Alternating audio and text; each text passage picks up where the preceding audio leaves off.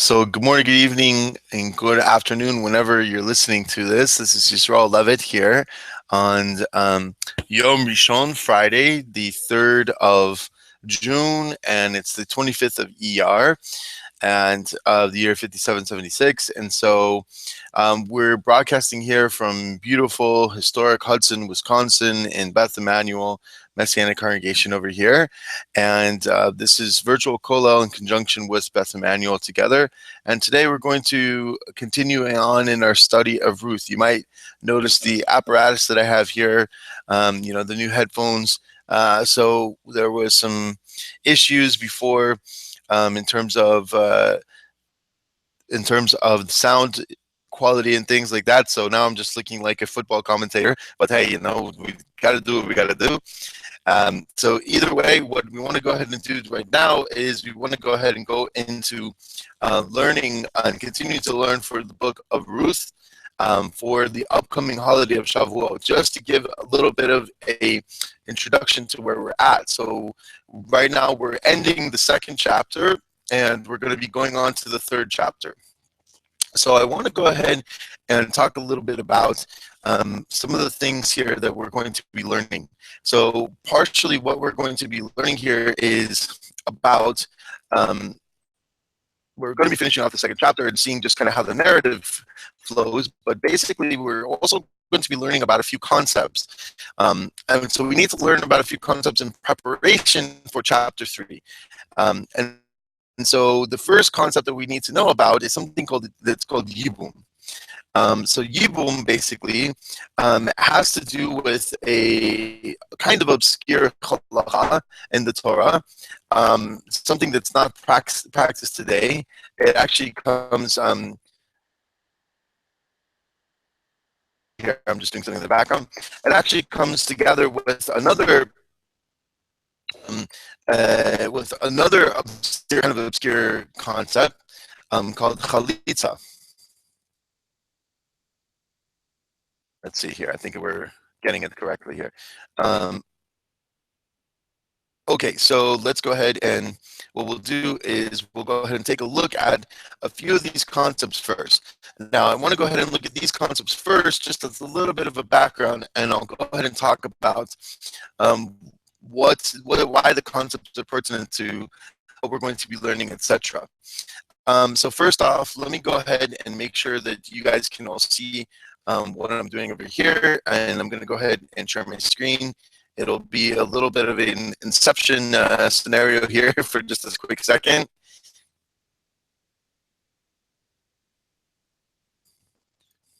Okay, so God willing, you should be able to see what's going on here. And here in Deuteronomy chapter 26, I believe 25, there's a whole list of different halachot. And so here's one of the halachot here, and I'll go ahead and switch to Hebrew and English. And so it says, Ki yashvu achim yachtav, umeis achad mehem, uven ein lo sihiyeh eshes hameis, hachutza la'ish ze, hachutza la'ish zar. Let's just go ahead and start right there. When brothers dwelt together, i.e. when they had dwelt concurrently in the world, this excludes from Yibum the wife of one's brother who had never been in his world. Okay, so that's a little bit of a commentary. We'll put that off there. And one of them dies and has no son or daughter, or son of a son, or daughter of a son, or son of a daughter, or daughter of a daughter. So the English here, according to this version, kind of extrapolates a little bit here. Oh, I forgot. Let me go ahead and add one thing here. So you should be able to see my smiling face as well. Okay, there we go. And so what happens here, then the wife of the dead one who shall not be outside, excuse me, the wife, and this is a kind of an odd translation here, but let me see if I can get through it. Then the wife of the dead one shall not be outside to a strange man. Okay, so what it's saying basically is it's saying, Eshet Hameis, the wife, I'll just translate directly from the Hebrew. It's a little bit easier because I think this is the JPS text. Eshet Hameis, the person who is the wife of the dead brother, Chachutza laish zar. Okay, lo tihiyeh eshes hametz. The wife of the dead person shall not be chachutza laish zar, to a strange man. So what does it mean here? So what's the scenario? The scenario are Reuben and Leah, they get married, right? So Reuben and Leah get married, and Reuben doesn't have any sons, or he doesn't have any a daughter who has a son, or anything of that nature, or somebody to carry on the family name. Okay, so nobody like that exists from his progeny, and so he dies. And so then Leah shall not go ahead and marry Shimon. We'll say, somebody different. Okay, Yavama yavo aleha ulekacha lo laisha beyibama. Okay, so what should happen? And so then what should happen, her Levier, her husband's brother. Okay, so it's a little bit of a tricky, they call this like Levirate marriage, which is maybe means something from Latin or Greek that I'm not aware of, probably Latin, I think, but I'm not exactly sure. But basically the concept is that her husband's brother shall come upon her, Yavo Aleha, should come to her, Ulukacha, and she shall acquire her, which is a language of marriage, right? He should take her hand in marriage, as we say in English. Lekacha, lo leisha, for himself as a wife. Bibama, and they shall have her, and shall have her, as it says, Levirate marriage. Okay, so that's one of the concepts that we want to go ahead and talk about. So just to go ahead and review, so Reuben and Leah get married, right? And Reuben dies without any progeny, any male progeny to carry on his name. Maybe he has whole daughters, or who knows, okay? That kind of a situation. And so then there's all kind of intrigue about exactly what progeny he has, which he doesn't, which is what's happening right here, in this bracket, but not for today. So he dies basically without somebody to carry on the family name. We'll say it simply like that. So instead of Leah going ahead and marrying some other guy, Shimon, maybe from a different tribe or whatever it is, right? She has to marry Yaakov, we'll say, Reuben's brother. Okay, and so Yaakov marries her to take on the family lineage. Now, there is another situation, something called chalitza. You might notice right here that I searched the term chalitza. Chalitza just means it's like ascending away. So let's go ahead and we're going to take a look at the Mishnah over here. If we can go ahead and look at Mishnah number 2. Let's see here. This might be a little bit for us to go to. Yeah, I think it's a little bit for us to go through as I should have said here. Yeah, let's see here. Okay, so chalitza basically is a ceremony, and we'll go ahead and just say it outside, and what we'll do is we'll post some of the information, on the YouTube, as well as on the comments, in the comment section, description section here. So chalitza is a ceremony that can be performed, and this is actually a little bit more involved and important,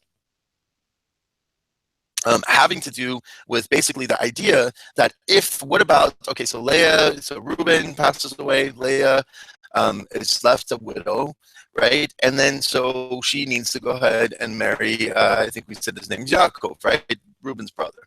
Well, what about if Yaakov's brother doesn't want to marry her? So then what happens? Okay, so Yaakov can perform a ceremony called chalitza, and I've been told actually, and I'll actually search this out. I just didn't have time before today to do it. That the chalitza ceremony will be more so where she takes off a shoe of his, and what happens then is she spits on the ground and something. It's this whole involved ceremony, but basically it's a releasing of his obligation. Now, actually, it's not a very great thing that he does. Really, he should take over his brother's lineage to keep the family name alive, at least from his brother's lineage. From that standpoint, that the Torah sees as something that's doing a chesed, a kindness to his brother.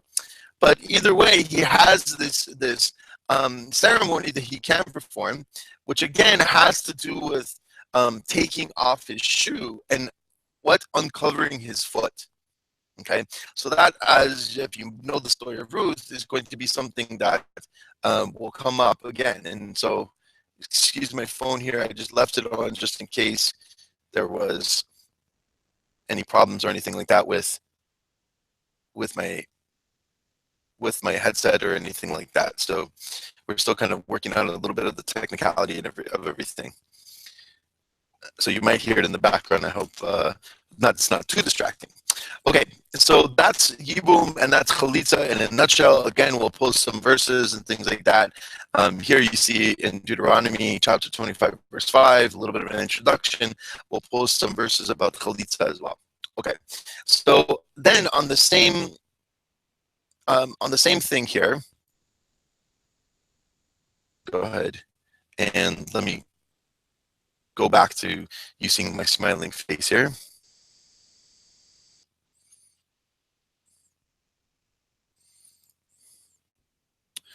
Give me one moment here. Oh, there we are. So from the other end of things, and let me go ahead and do that. From the other end of things, there's also a concept of being a goel. So why being what's a goel, and what does that have to do with our story of Ruth, etc., etc.?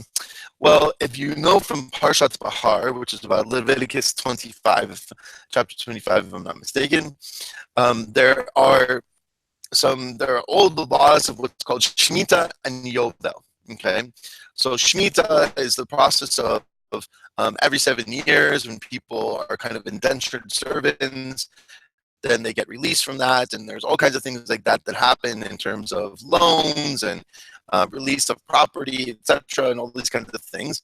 And there's also something called the Yovel, which is known typically in English as the Jubilee year.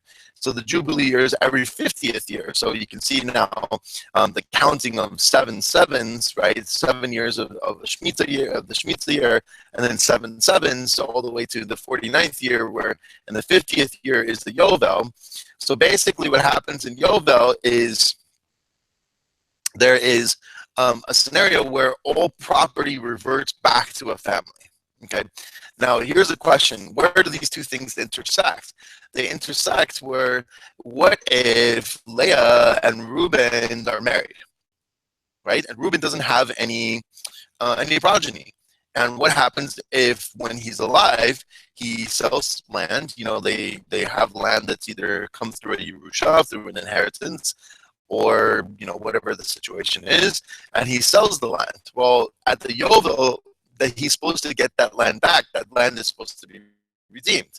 There's supposed to be a Geulah, a buying back of that land and reverting back to the original owner. But he's no longer around. And not only is he no longer around, but he doesn't have any progeny to go ahead and take possession of the land.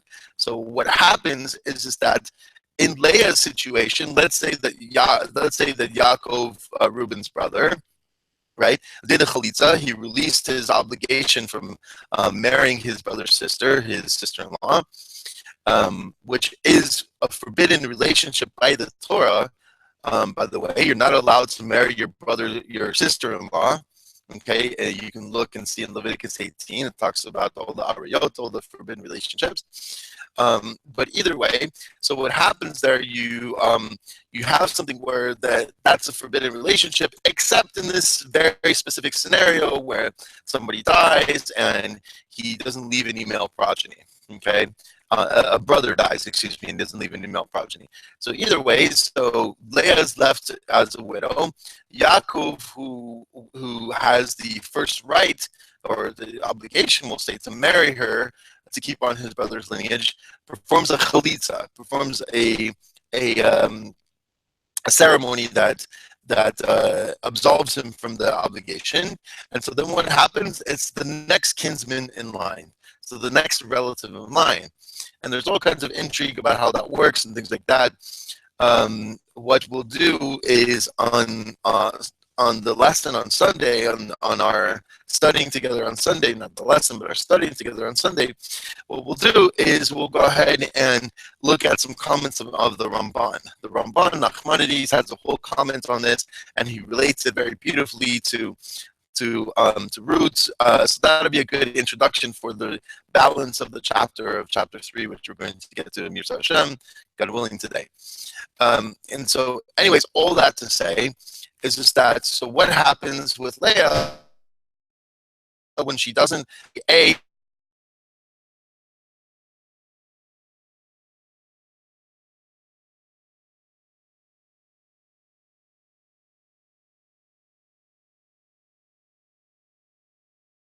her husband, her now deceased husband,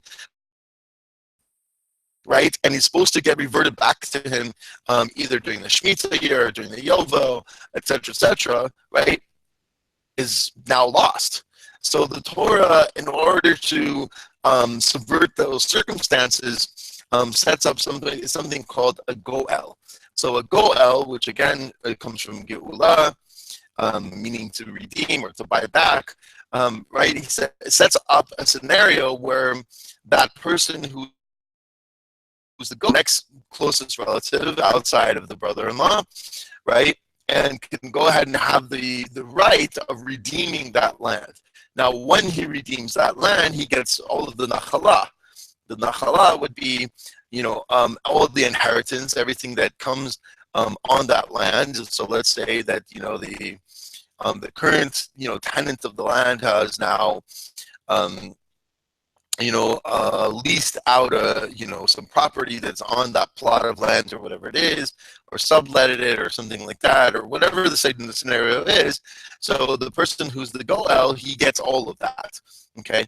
Now, what comes with all of that is anything that's quote unquote attached to the property or attached to the inheritance of his closest relative, which is also the wife. Okay, wife or wives, as it might be, as for the case in at least in biblical times, actually all the way up until fairly recently, about a little over 1,000 years ago. In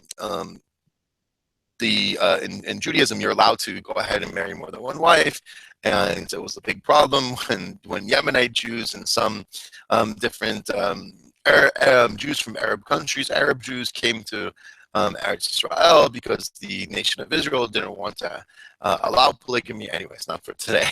All to just say is basically that the goel gets all of the nachala, not only the property, but also quote unquote the shared relationship, if you want to say, of the person who's deceased. Okay.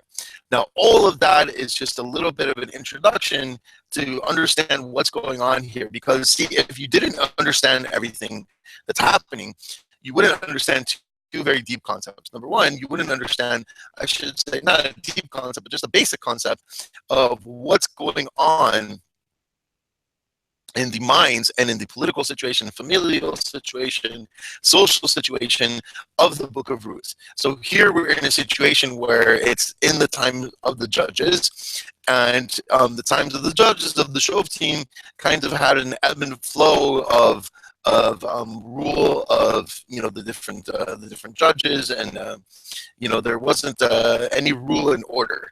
All the way at the end of the Book of Judges, the text testifies to that and says every man did what is right in his own eyes, right? And so you had throughout this some 100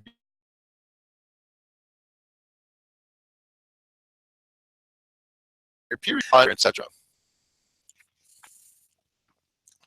To quote the very famous TV show, you had an absence of law and order there.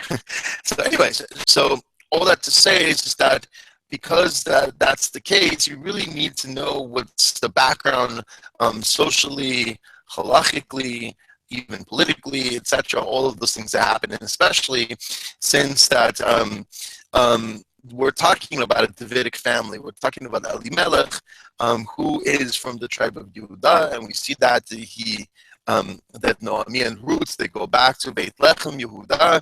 They go back to Bethlehem, the house of bread in Judah and the territory of Judah. And so we see that there's so a lot of intrigue going on, even just with what's happening with everything that's going on with with the tribal lineage and things like that. And so anyways, that whole process needs to be understood. So outside of that specific scenario, what's happening is what? There's actually a very deep concept that's happening if you have eyes to see and ears to hear, as they say, that not only is there an intrigue in terms of who's going to be the Goel for Noemi, and then later for obviously for Ruth, but from Ruth is going to come the ultimate Goel, the ultimate Redeemer, the ultimate person who's going to, I mean, we're talking about the birth of the Mashiach, the lineage of the Mashiach, which as we're going to see, and as we get to, the first introduction of this chapter, chapter 3, and we're going to see, the very kind of beginnings of that. Now, let's go on with chapter 2 here, where we left off yesterday. So where we left off yesterday, excuse my inception screen here for a second. Okay, so where we left off yesterday, we were in Ruth chapter 2, and we left off here where there's an interaction with Boaz and Ruth.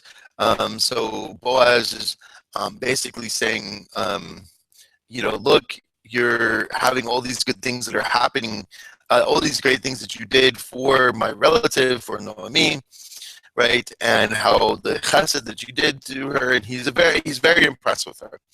And so Ruth, in turn, has this kind of humility. Maybe we said that perhaps that there's some kind of hesitation that she has in terms of why he's taking interest in her. Obviously, she's a beautiful woman. Does he have any untoward motivations? We don't know exactly. That's just maybe a suggestion from the text. And so basically he, talks about, hey, come here, partake of the bread and dip your morsel in the vinegar. She sat down beside the reaper. So again, he's elevating her to a status at least of his staff in his house. And so he's treating her not as a poor, destitute person, but treating her more like a staff member. Now, there's the question, why isn't he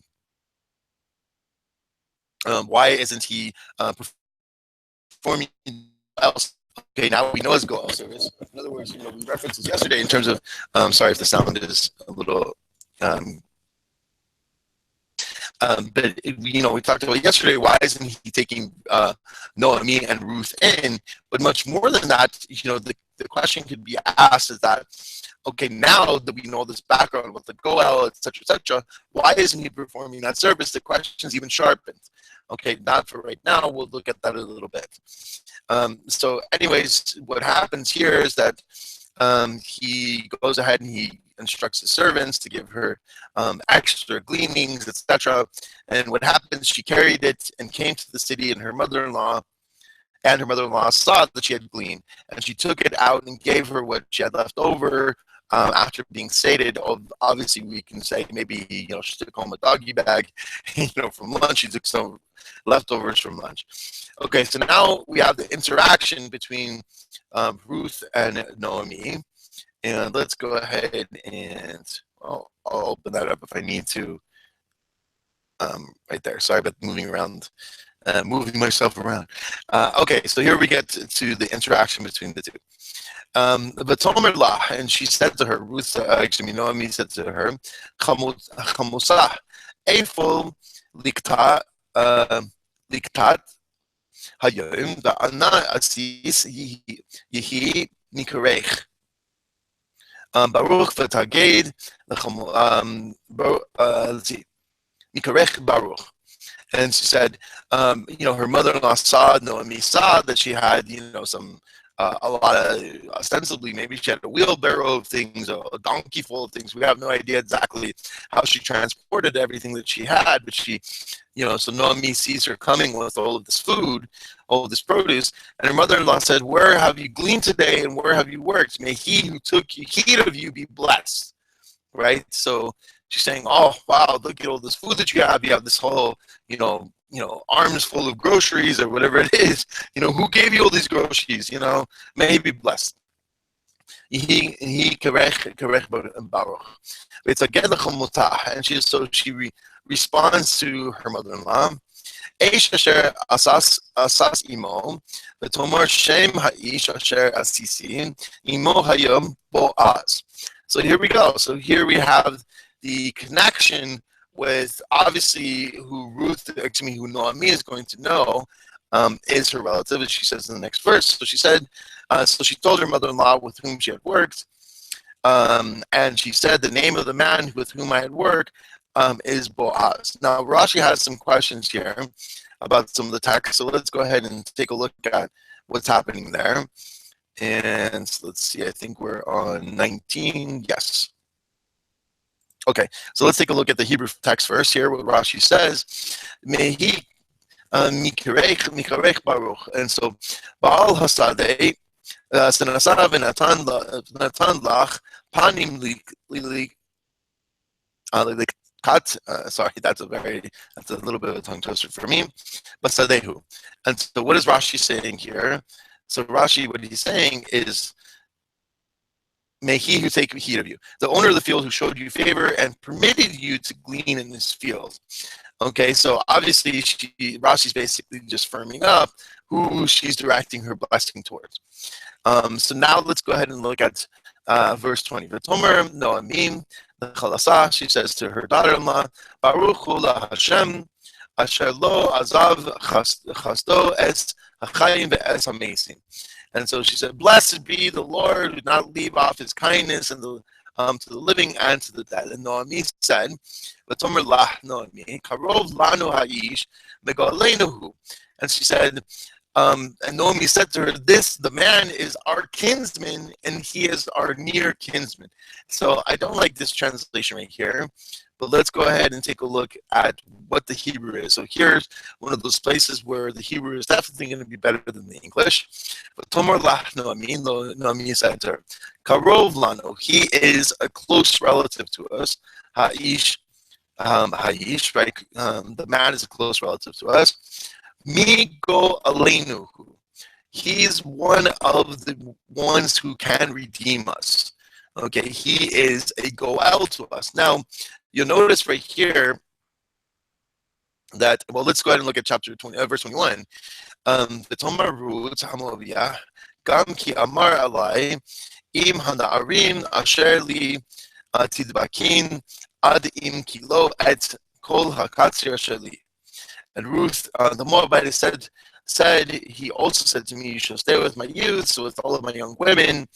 And so notice how she said here, im na'arim, I'm sorry. Yeah, so here she says na'arim.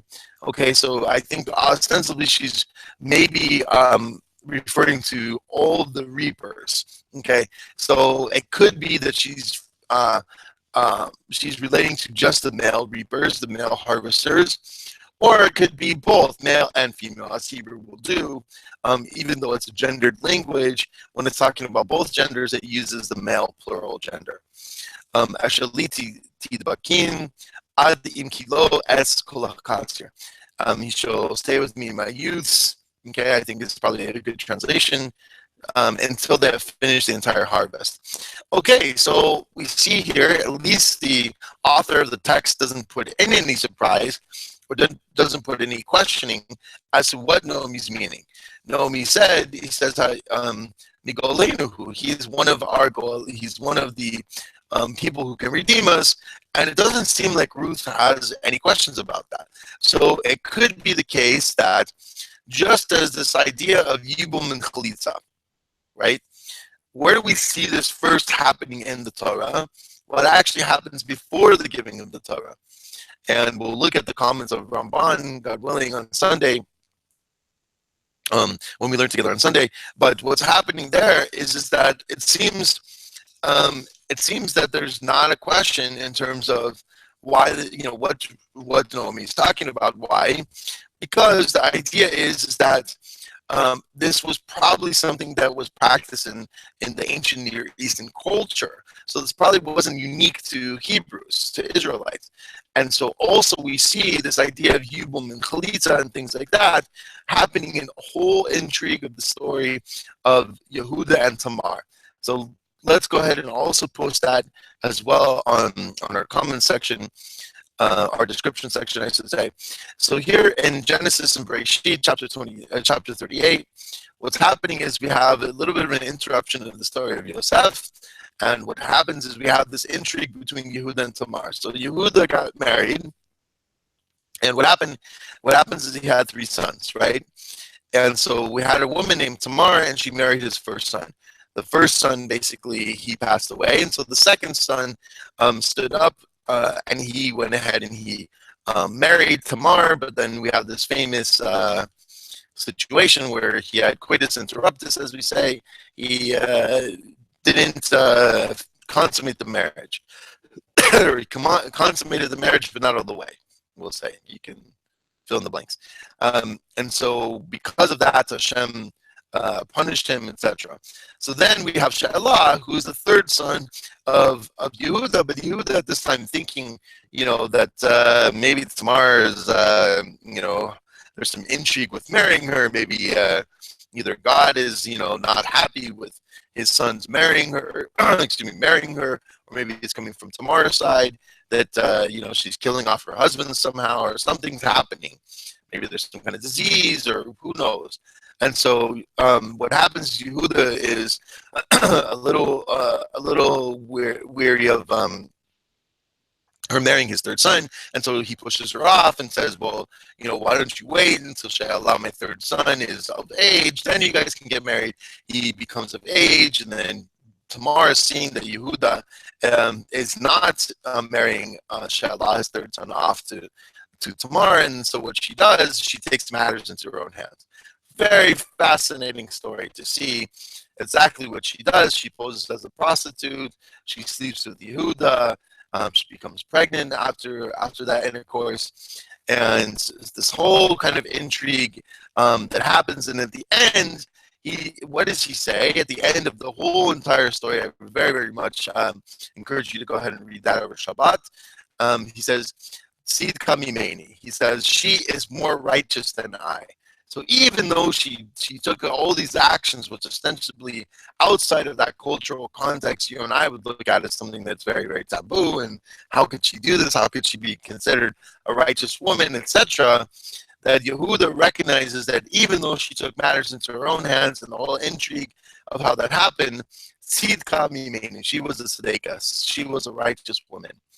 And so let's go ahead and continue on now.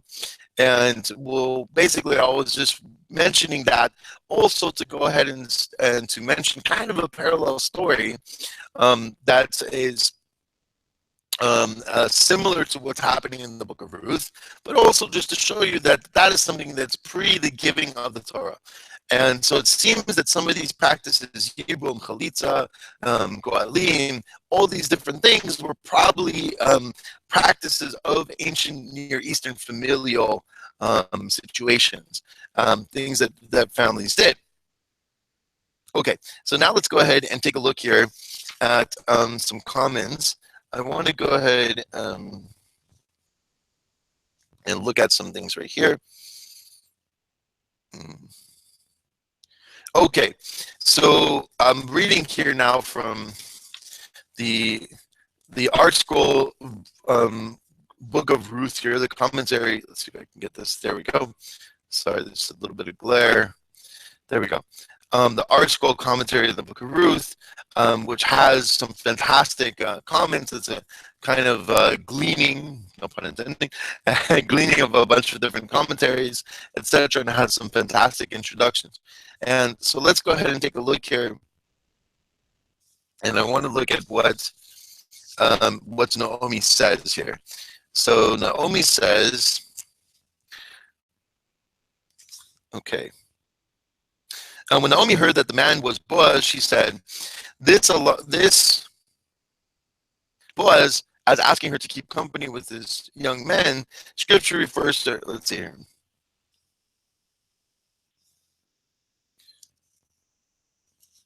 Hold on one second. Oh, this righteous man has no need of my blessing. Baruch Hu Hashem, he is blessed of Hashem. And so she says, she continues on, and let's go ahead and see what's happening here. Nomi blessed Boaz, who always sought to do kindness with the living and the dead. The kindness he did with the living, Ruth and Naomi, is obvious, and the kindness he did with the dead is the gratification of the dead received beyond the grave when benefits are bestowed upon living relatives. According to Rav Arama, Naomi said, I have been wondering all along how this man, famous for his kindness, has ignored us so since our arrival here. But now, seeing that he has not failed in his kindness to us, the living and or to the memory of our dead husbands, I truly bless him. The subject of the phrase, who has not failed in the kindness, may be God. Thus Naomi blessed him. May he be blessed of Hashem, who had not failed in his kindness to the living in this world or to the dead in the world to come. Karov lanu ha'ish mikoleinuhu. Okay, so now commenting on that piece of the verse right here. This is a beautiful commentary. It says right here, this man is closely related to us. He is one of our redeeming kinsmen. The Goel is the redeemer, is the next of kin who is obligated to redeem the property which his impoverished relative was compelled to sell. And so it says, gives us the footnote of Leviticus chapter 25, verse 25, Parshat Bahar. You can go and look there. I no longer question this man's motives. He is our close relative, and he's fulfilling the verse, Mibisarecha lo tisalam. Do not hide yourself from your own flesh. Isaiah 58, verse 7. So that's Ibn Yechia says this. The Igra Shmuel, he quotes a homiletic interpretation, who from him will eventually descend our Redeemer, a reference to the Mashiach, to the Messiah. So going on and continuing here, let's go ahead and take a look at verse 22, and then we'll finish up this chapter, and we'll start the beginning of chapter 3. V'tomer Noami Abrus Kalasah.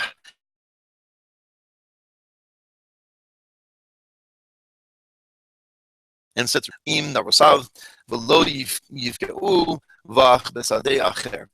and so basically she just repeats what Boaz had already told Ruth, that it's good, my daughter, that you go out with his maidens. If you remember, Boaz said that you can connect yourself, have the vekus, with all of my maidens, my handmaidens, if you will, or female servants.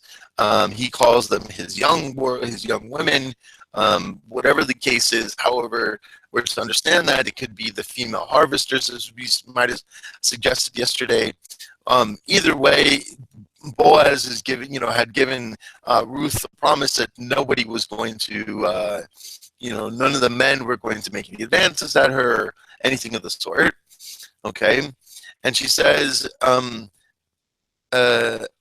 so they do not molest you in another field. Lo yifka'u bach basadei acher.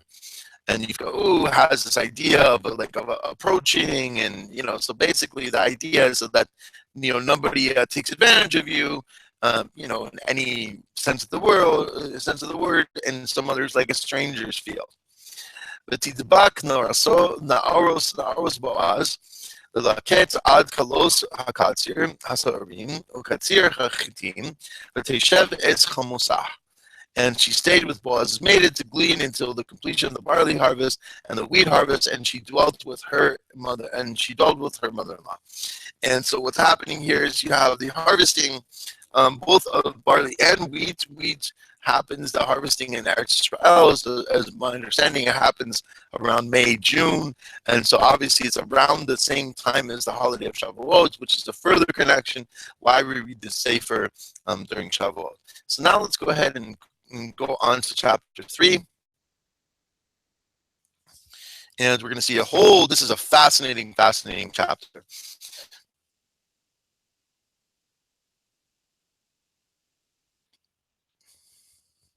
Okay, so there's an interesting introduction here. And I'm deciding if I want to go and read it. Maybe I'll read it over. Excuse me, and we can go ahead and take a look at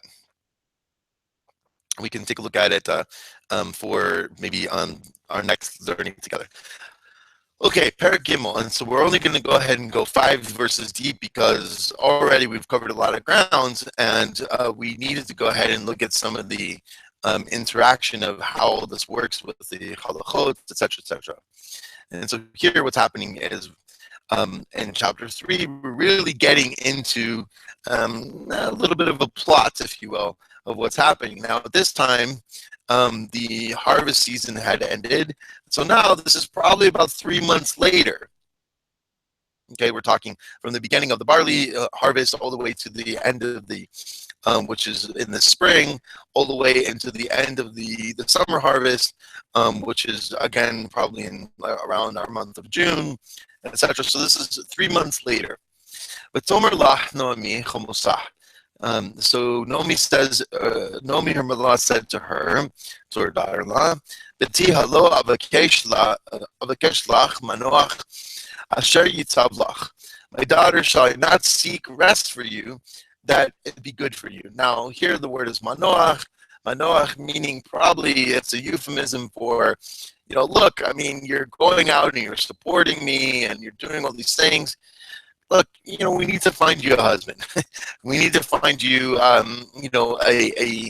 person that you can continue on the family lineage with. But not only that, but you can go ahead and make a family of your own, have a home of your own. I'm already an old woman, etc. But hello, Boaz, modatanu, asher hayis es norosav. And now is not Boaz our kinsman with whose maidens you were? Hine whose array es garen hasorbim halayla. Okay, so now there's all kinds of intrigue that's happening here. So basically, what is she doing? She's suggesting Boaz as being the person who is going to, take on marriage with Ruth. Give me 1 second.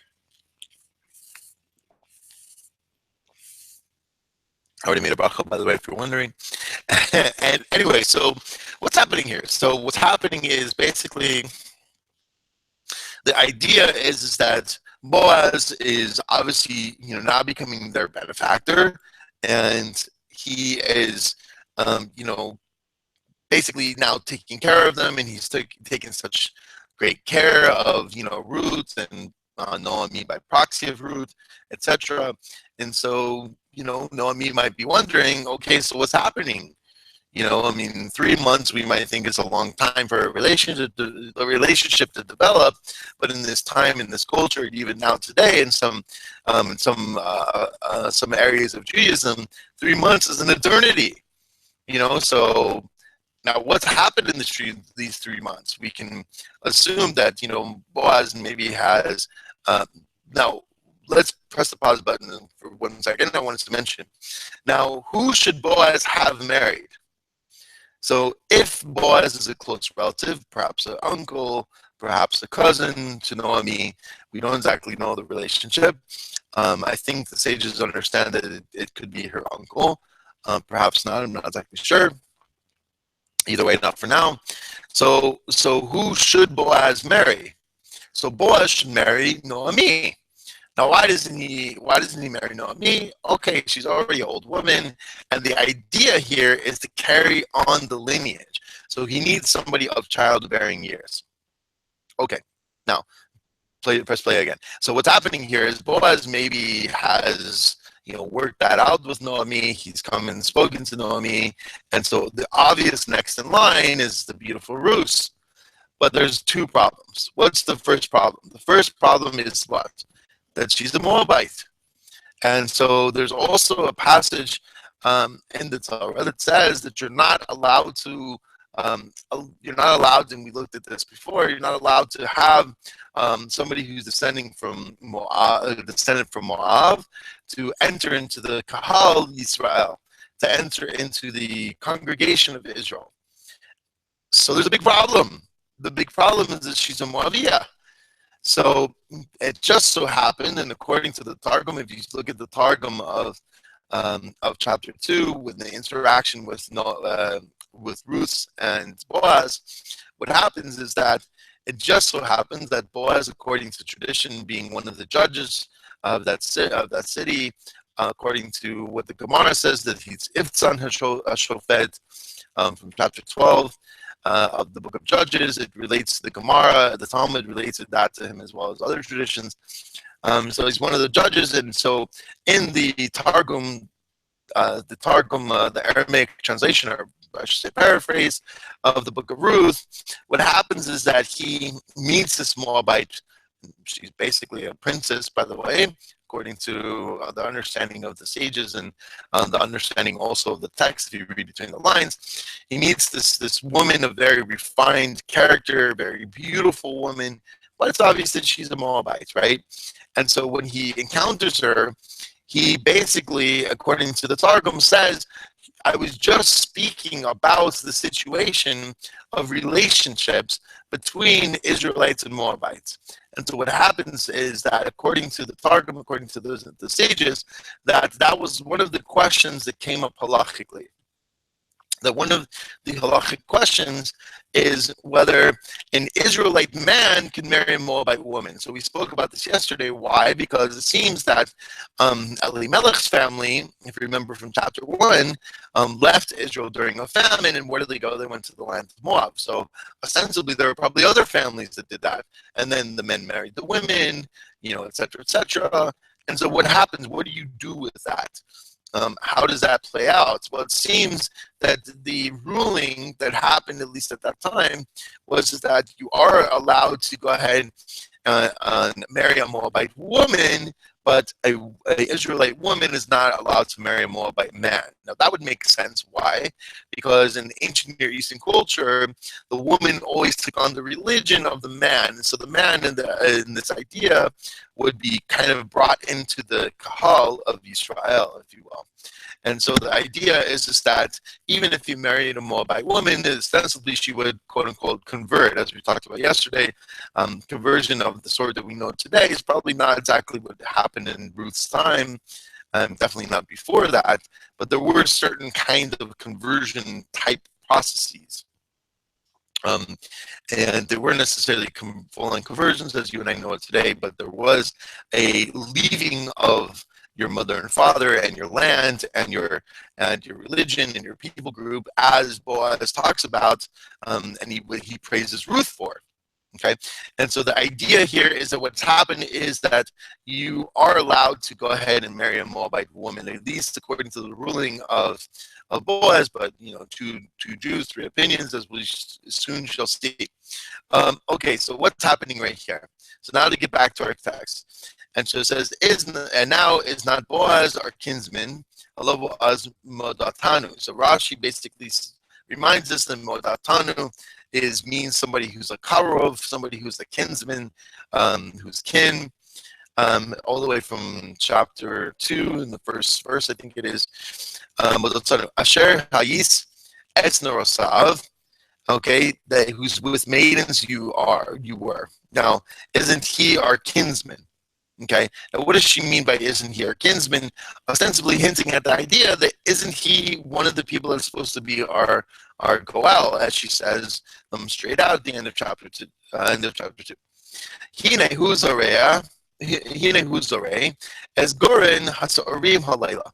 And so tonight he is going to be winnowing the threshing floor of the barley.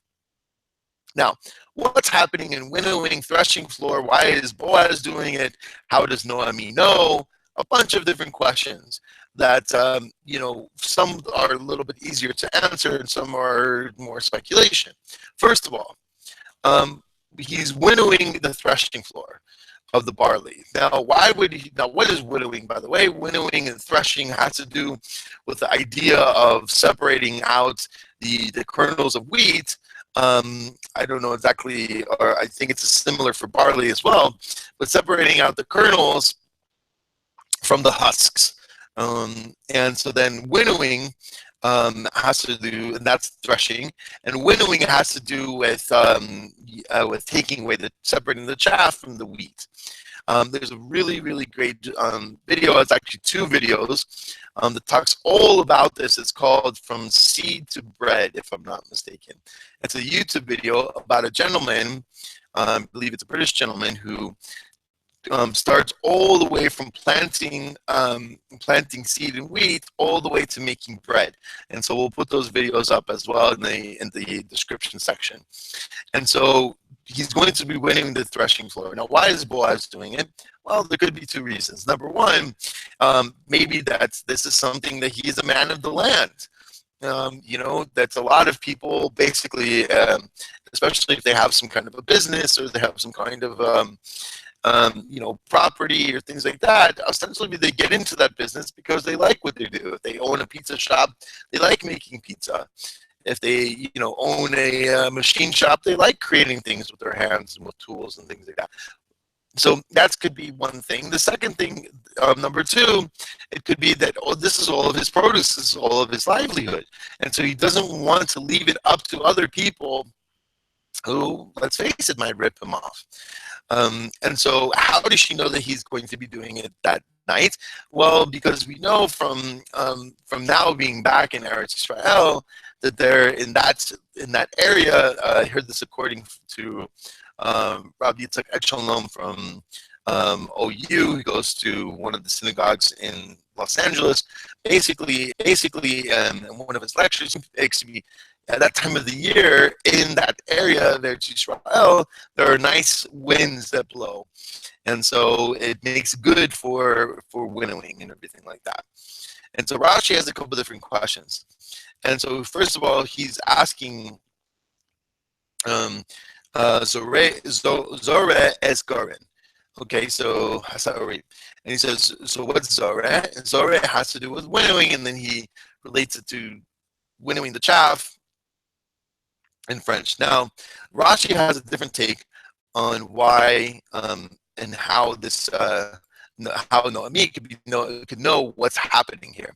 So let's go ahead and take a look at Rashi's take here first in Hebrew, and then we'll go ahead and continue on in the English.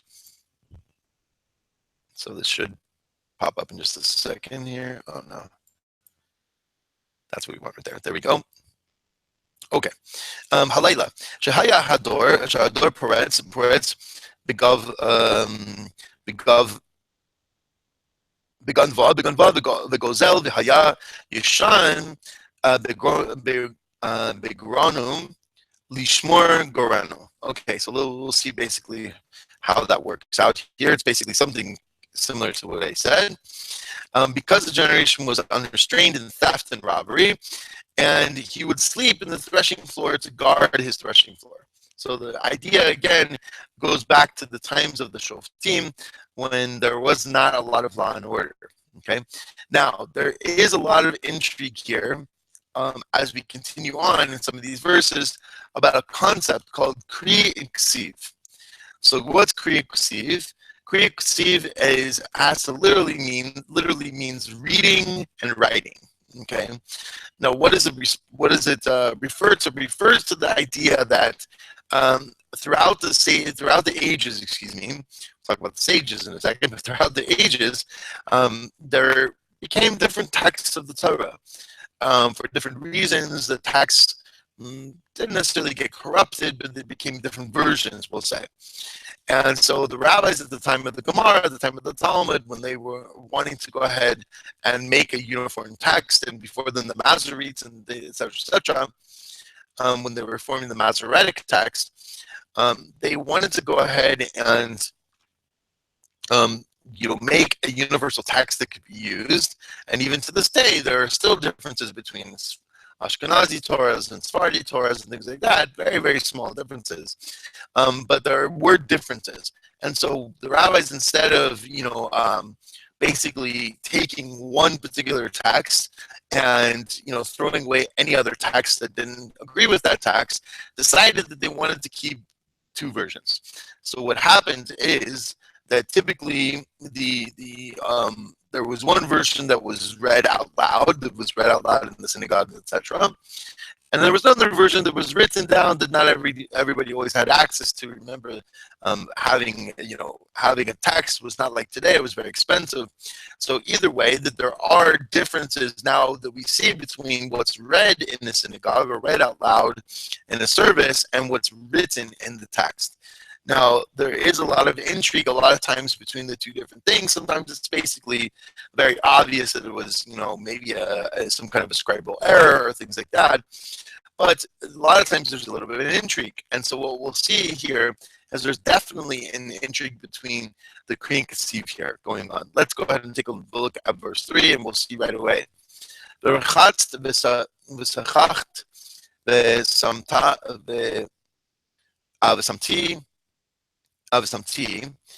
it says here, Yisiri, Yisir Yud. Okay, so it's like saying to add on Yud, basically. Simlosaich. And here it says Ketiv with just a kuf right here. Okay, Alayich. Radati, and then here it says basically Yisir Yud without the Yud, excuse me. Radati Hagoren. Now what's happening right here? Basically what she's saying is, I don't really like this version right here, how it's published. Let's see if it's a little bit better here. Oh, they fix it right here. Oh, okay, here's the Kriyan Kasiv. The rechatz v'tzachacht, okay, that you should wash, you should anoint yourself. V'samt simlosach, and here it says simlosaich. Okay, so what's the difference right here? So one basically says, I will go ahead and get dressed. The other one says, you should go ahead and get dressed. Simlosach or simlosaich, alaich. Okay, we're the T verse Yaradata. Okay, the T means I will go ahead and go down right here. Just like I will go ahead and get dressed here. Yaradata means that you should go down and get dressed. Okay, you should go down to the goren, to the threshing floor. Now, what's happening? If we look at the English here, we can go ahead and tell a little bit better. You shall bathe and you should anoint yourself. So this part, there's no intrigue about. As we can see,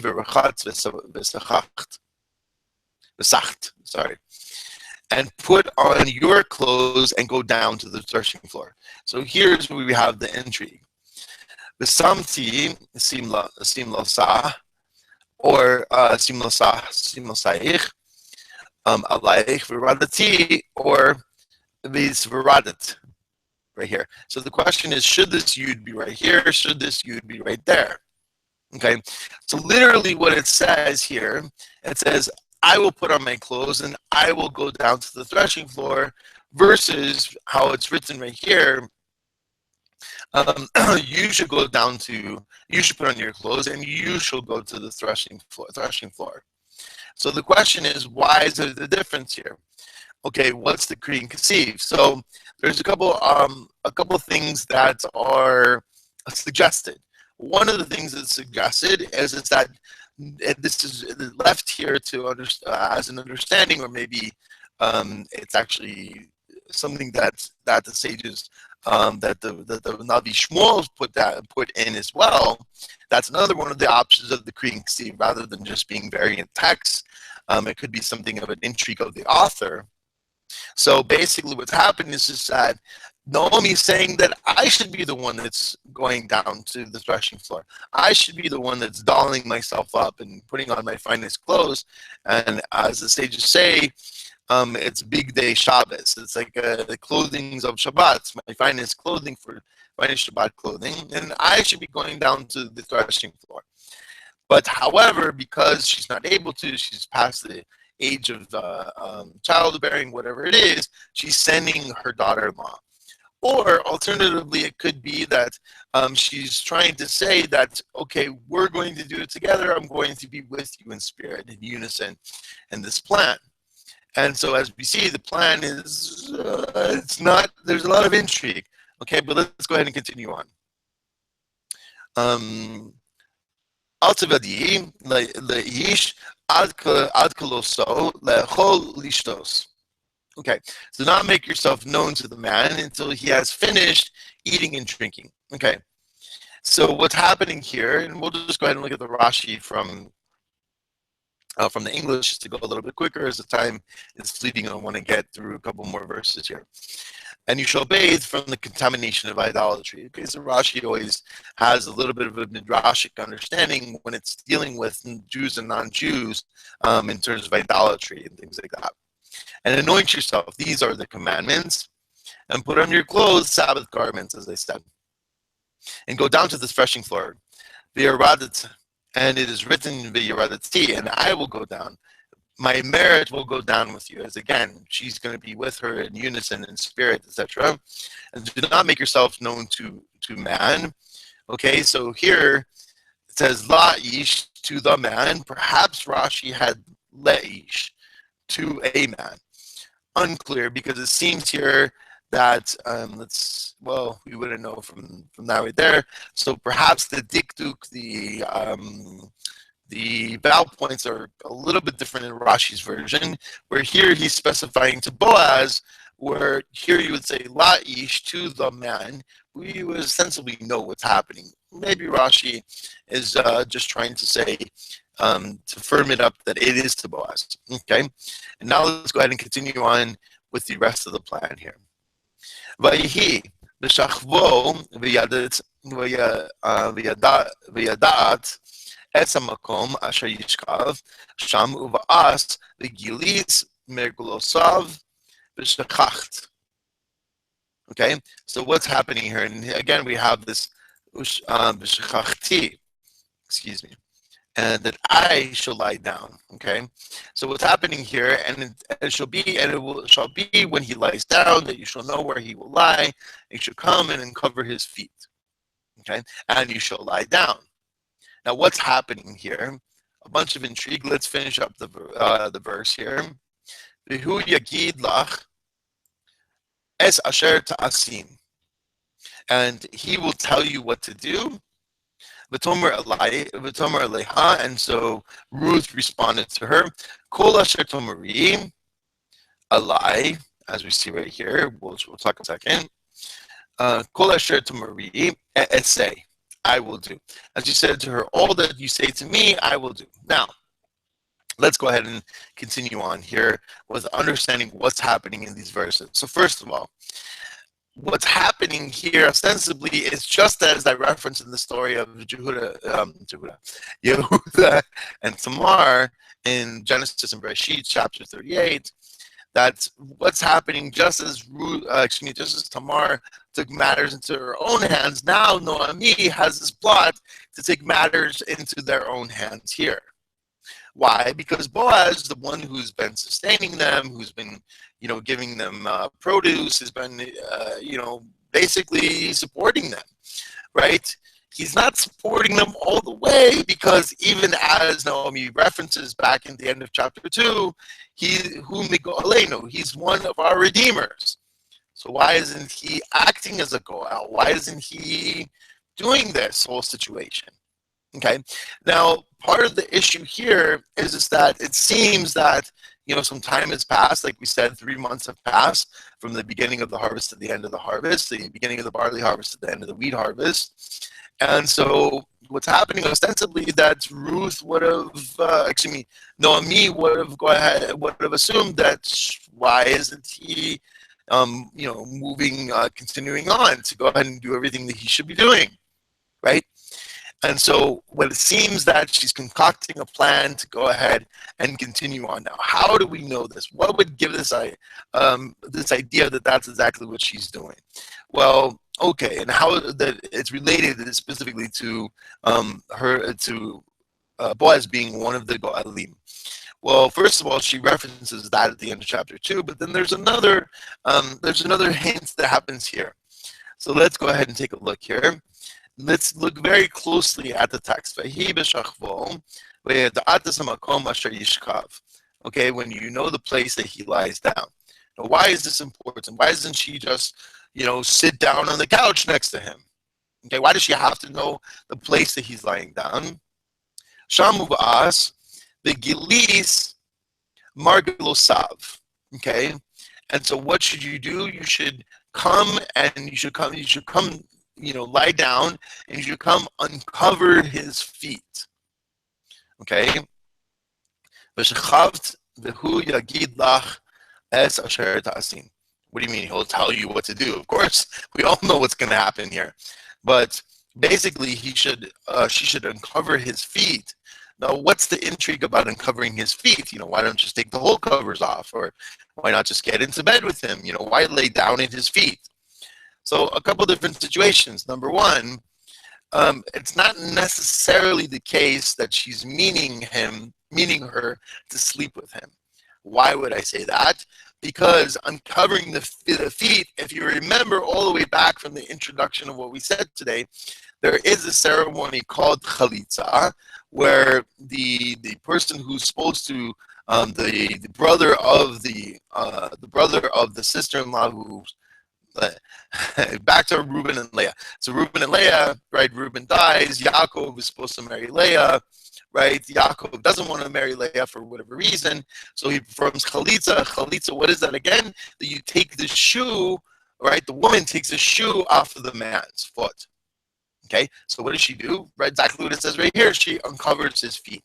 So here, by uncovering Boaz's feet, obviously they would have known exactly what she's doing. He would have understood the remez. He would have understood the hint of what she's hinting at. So that's number one, the reason number one why we're not necessarily assuming that she's saying to sleep with him. Otherwise, she would have given him very, different instructions. Why have this specific detail of uncovering the feet? But also, understanding again is that, uncovering his feet and to lie at his feet, this idea that giving this idea that he is supposed to be the one that's supporting the family. Okay, so both ideas are implicit here in uncovering the feet, etc., etc. And obviously, having relations, which is probably what Naomi was hoping would happen.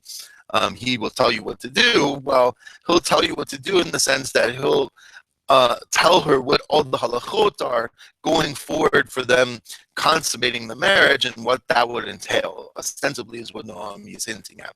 So we'll leave it a little bit leave it a little bit at a cliffhanger for today, and we'll go ahead and continue. In Mirz Hashem, we'll continue this coming Sunday here. We'll continue this coming Sunday, and God willing, in Mirz Hashem, we'll continue learning all this with Mashiach himself, that Mashiach should come, b'mehera b'yameinu speedily in our days, this Shabbat. And, as the famous question says, how can the Mashiach come on Shabbat? You're not allowed to travel on Shabbat. Well, when he comes, we'll ask. So anyways, this is Yisrael Levitt here with Virtual Kollel coming from Beth Emmanuel, and I want to wish all of you guys a great Shabbat, and God willing, we'll have the coming of Mashiach, the Shabbat, but God willing, yes, God forbid if we don't, we'll see each other again on Sunday, this coming Sunday, to finish off going through chapter 3 in the Book of Ruth, marching forward towards Shavuot and preparing there. So you should all have a wonderful Shabbat, and I'll see all of you guys on Sunday.